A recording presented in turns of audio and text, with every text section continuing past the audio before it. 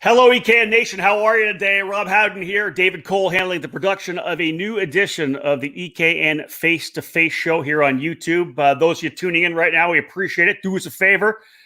Hit the like button, subscribe, hit that bell so you get all the notifications. We'd love the support and everything we can do here with the YouTube channel for eKarting News. Great edition here. Actually, we have 3 straight shows face-to-face here on Tuesday, Wednesday, and Thursday. We're going to get a chance to talk to the drivers, 9 of the drivers of the 10 of the finalists as part of the Mazda Motorsports Shootout, which will take place in about a week and a half time. I think it's the 16th and 17th of November, Monday, Tuesday, down at Road Atlanta. Essentially, 10 karters with an opportunity to go to this shootout and vie for a seat to race essentially what is the club racing factory team for Mazda, something they've never done before. It's actually going to be part of the NASA Spec MX-5 Challenge Series, a part of the Teen Mazda Challenge, and they're going to have factory rides. So this is an amazing deal. Two drivers will get to have factory rides. They'll run a number of different races around the country, get mentorship and training with Jonathan Bomarito, of course, factory driver for Mazda. But this is a really, really cool program. As I said, 3 guests on today, 3 on tomorrow. We'll have 3 as well on Thursday. We already had a chance to talk to Connor Zilic. Of course, we did a face-to-face with Connor before the FIA Karting World Championships. He, of course, won the FIA Karting Academy Trophy. So we talked to him about being part of the 10. We got 3 joining me today, though. Matthew Mockabee, Weston Workman, and Bryson Morris going to join me today. David Cole will bring them up onto the screen here, and we'll welcome these guys in, get an opportunity to talk to these guys. Weston, how are you? I'll start with you. Good. How are you, Rob? I'm fantastic, man. I appreciate it. Bryson Morris, how are you, my friend? Good. I'm doing good. How are you? How are those ribs? They're better now. They're better. Well, you're young enough to be able to bounce back like that. If it were me, I'd probably still be in trouble. Matthew, how are you doing, bud? I'm doing wonderful. Awesome. Matthew, of course, you were under the tent with me at the Battle of the Brickyard, man. You were doing some wrenching there. Yep, on the other end. On the other end, right? All right. Yeah. So essentially what I'm going to do here, guys, the concept is to introduce you guys a little bit as well to the EKN Nation. We'll talk a little bit about what you where you started, how you started in karting. We'll talk a little bit about your last couple of years, kind of the development, some of your highlights of your career, what you've been doing, and then of course we'll take the opportunity to get your thoughts on being a part of this Mazda Motorsports Shootout. Let's start with you, Weston. You're in the top right corner of the screen. How did you get into karting? How did you start? Well, I was very fortunate to have Victory Lane right around the corner from my house, and got started there when I was about 7 or 8. And they had a great youth program there. And I started racing there and winning races. And then we also had GoPro. It was only 40 minutes away, so we moved outdoor and got started with Timmy Tech, and it's just taken off from there. Tell me about your transition from the indoor kart track Victory Lane out to GoPro. How was that? What did you jump in from? You obviously are in the rental karts, the indoor karts. How old were you, and what class did you get into at GoPro? I jumped in when I was about 12. I got started in K100 Junior, so no mini stuff. We just went straight to Junior. It was a big change. The steering was a lot heavier, and the tracks had a lot more grip. Yeah. I was looking through your bio, and it's been really interesting, right? Because I've been talking a lot more about you over the last couple of years. You're always in the battle in the front, right? On your comp cart there. I'm talking about this Weston Workman kid quite a bit. Give me a little chat about you and when you started getting racing. What are some of the highlights? Because you can see how you've been getting better and better. You're winning some championships. It seems like things are really starting to come together for you. It really started to take off last year. I got 3rd in the USPKS championship, and then I won the club series at GoPro and K100 Junior. And then this year, it's been really great. SCUSA, I was P2. I think I finished out 5th in the championship, and then WK, I won that series. Yeah. And we made the switch to senior at the club level in the middle of the season, so not really in the points there, but it's been a great experience running senior. Talk a little bit about that transition to the senior category. More weight. The kart's a lot tighter, so it's really about getting as much grip out as you can. With the junior, it's kind of just like keeping grip in the kart, but the senior setup is a lot different. I know, obviously, you want to see if you can't win this scholarship and go Mazda MX-5 racing next year. This is the Spec MX. Other than that, what will you be doing? Some karting next year? What are the plans for next year? Definitely doing karting next year, especially with the Rotex Grand Finals. Probably plan on doing USPKS, hopefully, and senior. Not sure if we're doing X30 or KA yet. Sounds good. All right, let's move down to the bottom right hand to Bryson Morris. Bryson, obviously a stellar year for you, especially that little 2-week stretch at Newcastle Motorsports Park when you were able to win the X30 senior category in the SCUSA Pro Tour. Let's start with how you got into karting. What was your entry point? So my dad, he raced cars way before I was even born, and then I just wanted to get into it. So we went down and watched a local club race. And I was like, man, I want to do this really bad. So I got into it at 10 and then did a couple years of the 4-cycle, then moved up to the 2-cycle, and we're now here. Well, let's talk about this too. One of the interesting things, I know that you did a lot of racing at Newcastle, but you're from Tennessee. It's not really a hotbed for sprint karting. Where did you end up going racing? There's a local track down in Shelbyville, Tennessee. Okay. Where it's called Twin Fountains. It's a pretty simple track. I've been there. It's like an oval with like 3 other corners. Yep. And we did a bunch of races there, like 2 seasons worth of races there. And then we finally moved up to Newcastle. So tell me about that move up to Newcastle. Obviously a lot more competition there. How old were you when you made the move to Newcastle? 12 or 13 around then. And so we started doing the 4-cycle stuff there as well. Yep. And we also jumped into the Yamaha racing. And I mean, it was definitely tougher with better drivers, but we eventually got up to the front. So let's talk a little bit about your last couple of years, because you kind of had a breakout last year. I think potentially at the Summer Nationals, you had a fantastic weekend there. But there's Bryson Morris right there. Let's talk a bit about Newcastle this year and maybe the last couple of years. Let's go to last year first. Obviously, the end of the season, of course, with the good run at the Summer Nats. Did you feel like that was kind of your breakout? Yeah, for sure. That definitely helped out with the confidence. And then we moved over to the Super Nats. Didn't have a good weekend there, but we definitely showed strong performance. Yep. And then of course, COVID hits after we get things going at the start of the season. We end up doing this 2 weekends, like packed 6 races for the SCUSA Pro Tour. And man, you came out of the gate just super strong. You're racing with Rawlson Performance Group. You're going head to head with your teammate and 4-time consecutive champion Ryan Norberg. Was there any kind of stress at all, or did you just take that challenge head on and say, listen, I can run with this guy and I can beat this guy? Well, we really weren't going for the championship. First season out in senior, we were going for maybe a win, That's couple it. podiums. Yep. But I mean, the first race we showed strong, and we just kept pushing at it. Obviously, after that, we knew that we had something there, but I mean, we didn't really know at first. So. I'll give you the same question. What are the thoughts for next year? I know that is karting still there? Are you going to do some car racing for sure anyways? I know that was kind of a thought, obviously, to be able to win the scholarship with Mazda Motorsports. It'd be awesome to put you in that program. But what are the plans otherwise? So next year we have the full Pro Tour season because we won the championship this year, and then the IAME International Final. And then other than that, it's not many kart races. Okay. You're going car racing then? Yes, but we haven't decided which route we're going first. Copy. What's last question here before we move on to Matthew? What are your thoughts about putting the national #1 plate on the kart? Oh, I'm excited. It's going to be so cool finally being out there with the #1. That's awesome. That was awesome. You'll be able to rub it in Ryan's face a little bit if you want to, right? I don't know about that. 4-time champion, man. He's a legend for sure. Ryan did a tremendous job those last 4 years. Matthew, let's move to you, my friend. Let's talk about your entry. I think very similar to Weston. You started indoor karting, right?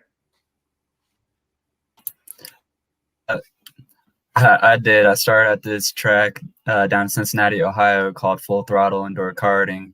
I started probably when I was like 10, and I just had so much fun with it. I kept getting faster and faster. My stepdad would take me down whenever he could, and he also raced cars just like Bryson's dad.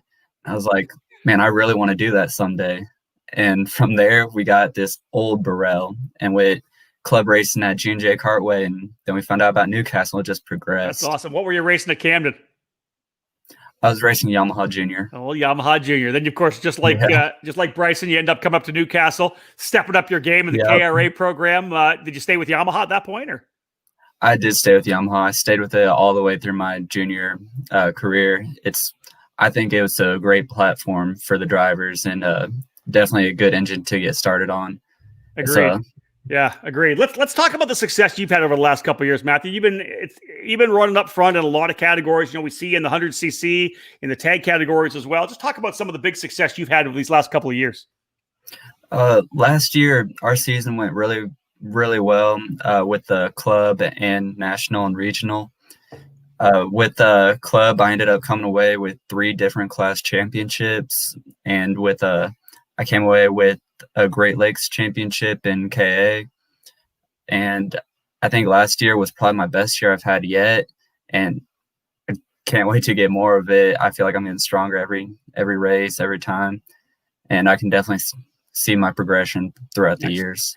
Let's go around the horn one more time. We'll start with you, Matthew, to cap this off. Talk about the team you race with right now. You know, David popped up the shot of you racing. Talk about your team, your supporters, guys that are the ones that help put you up front. So I've been racing with Mcabee Racing, and it is amazing. I love the whole group there. Everybody's very nice. Mcabee helps a tremendous amount. Juggy Kodik, he is a very successful racer himself, and he is a very smart guy. He's very smart with data. He knows exactly what you need to do, and it helps you out a lot. A lot of good guys under that tent as well, right? Yeah, Jarsakrak. Yes. You know, there's some pretty Massimino down there as well. Like Mike Doty's done a lot of big things over the last couple of years. Do you find that the dynamic for you guys under his tent, you guys are working together, like yourself and Paulie and Brandon? I think Matthew might have locked up on us a bit there. We'll come back to Matthew. He's locked up. Weston, let's move over to you right now, Weston. I don't think Dave, did you get the picture of Weston up there? I don't think you did. We got one. There it is, right there. Weston Workman with the Rotax on. You had a pretty good weekend on that Rotax weekend, didn't you, Weston? Yeah, I was actually surprised I did really good. It was my first Rotax senior race, and it was a big confidence booster, and I was up there running with Luca. That's all. Really awesome. That's what you need. And listen, we all know this in motorsports, right? Especially when you're working up the ranks, confidence and momentum just keeps fueling on each other. You obviously got the confidence now. Yeah. Let's talk about your team, because I think you mentioned, you know, right out of the gate when you came out of indoor karting, you were with the guys. Tell me about Timmy Tech and all the guys that you run with. So Timmy Tech, he's almost like a one-man show. He does everything. He does data. He does tuning on the kart. He builds the motors. He just does everything. He's a driver coach too, and that's what I've been with since I've started. And like, he just built me up to where I am now. I mean, he's the only reason why I'm here. Well, you're obviously one of his success stories, which is awesome. Yeah. You're also, I think, are you like essentially an official driver for J3 on the comp card as well, right? Yes, I am. I got on it in 2018 because Tim had gotten a deal with them, and then they noticed how well I was performing on their cart, and they wanted me to represent them. That's awesome. You do a tremendous job for sure.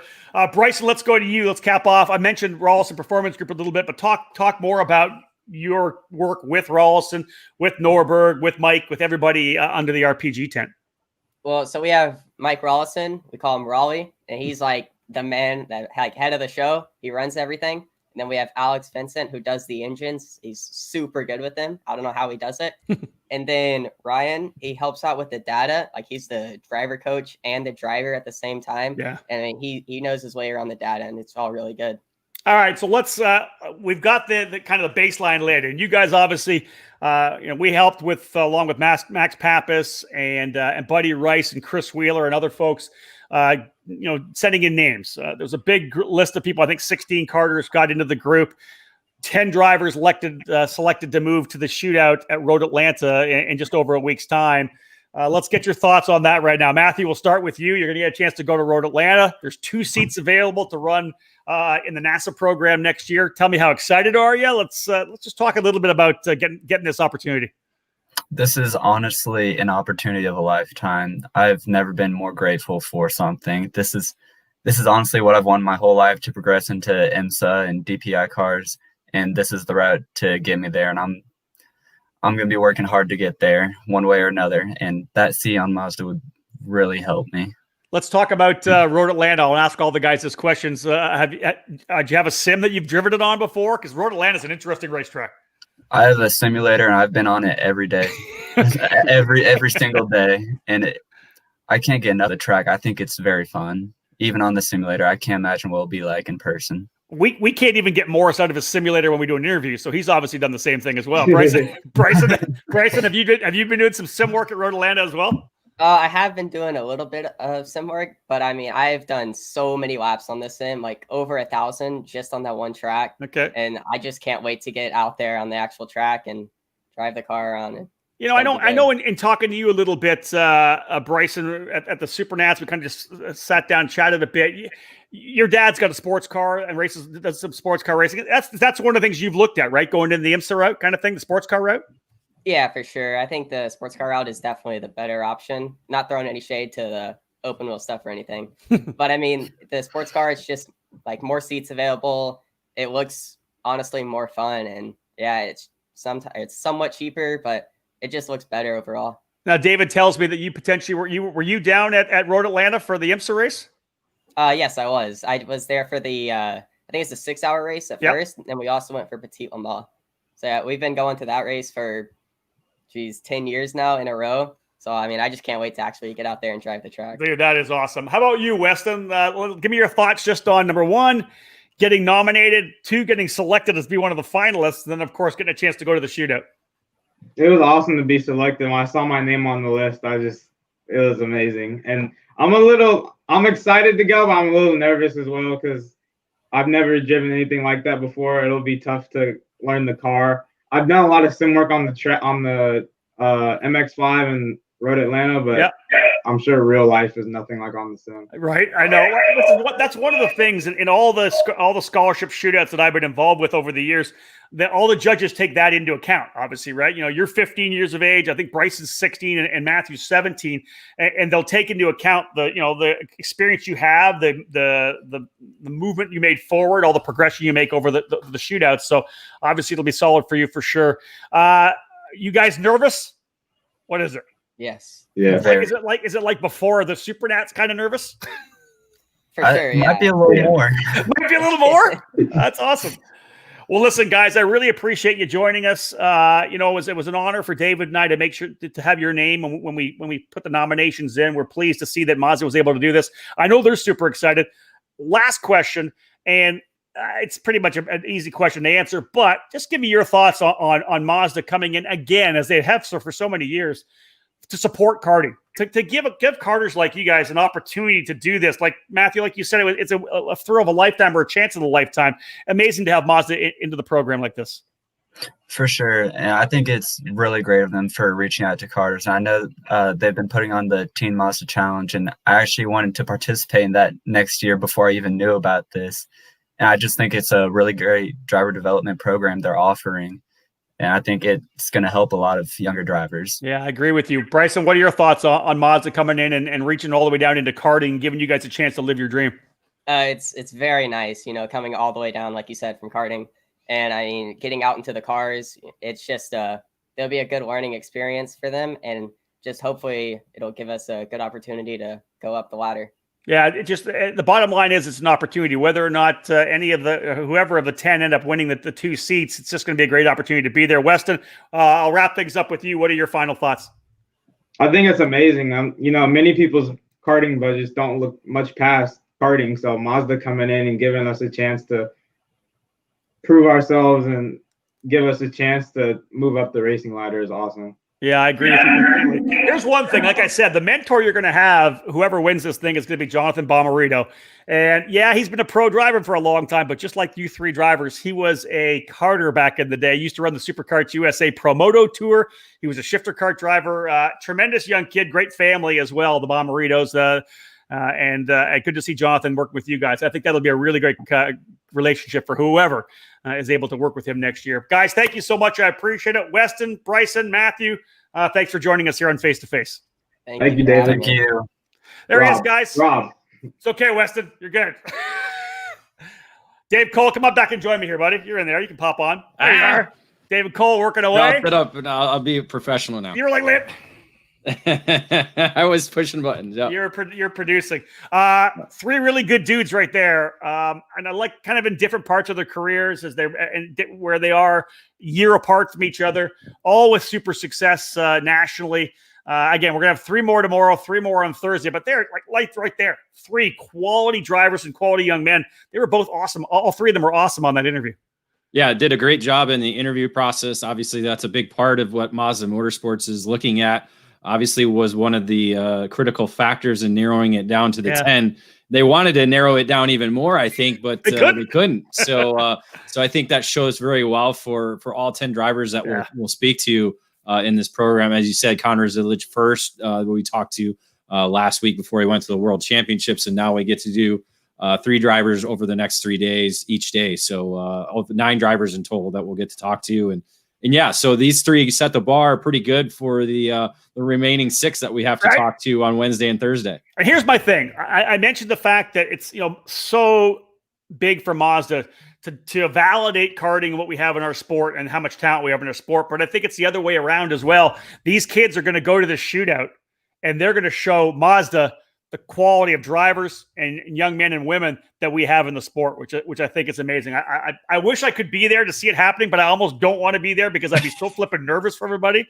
I just want to. I really just want like you watching me race, right? Oh, dude, it's crazy. Yeah, and I think you're right in the fact that, and I think we need more manufacturers looking at our sport like that. Agreed. We really do, because we do have a lot of talent. I mean, you look through the IndyCar field right now, and how many of those drivers were in our sport, have been in our sport, or go back to our sport. You did that. You did the Indy 500 grid with all the karting shots. I was obviously at the 500, and every time I was interviewing those guys, I showed them all, and all the racers loved it. But I think maybe 1 or 2 didn't start in karting.